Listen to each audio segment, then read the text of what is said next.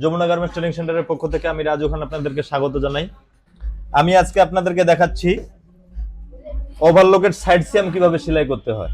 আমি আজকে আপনাদেরকে দেখাচ্ছি একটা বডি কিভাবে তৈরি করতে হয়। একটা বডি তৈরি করার জন্য কোন কোন মেশিনে যাওয়ার লাগে, ঠিক আছে।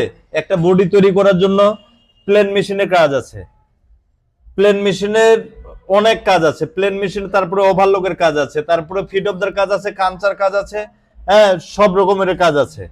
তো মোটামুটি 13-14টা মেশিনের 14টা মেশিনের কাজ আছে একটা বডি তৈরি করার জন্য।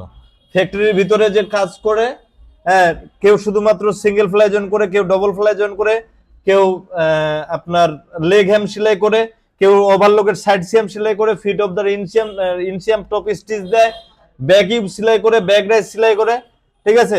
যেটা আমি আপনাদেরকে ক্রমশ দেখাবো, মানে ভিডিও করছি, ইনশাল্লাহ আপনারা দেখতে পাবেন আমার যমুনা গার্মেন্টস ট্রেনিং সেন্টারের পেজ থেকে দেখতে পারবেন ইনশাল্লাহ। এই যে এটা হলো সাইড সিয়াম, এই যে এখান থেকে শুরু করে কিছু দূর পর্যন্ত নিয়ে যাওয়ার পরে, হ্যাঁ এই যে এখান থেকে এই যে একটানে দেওয়ার চেষ্টা করব, ঠিক আছে।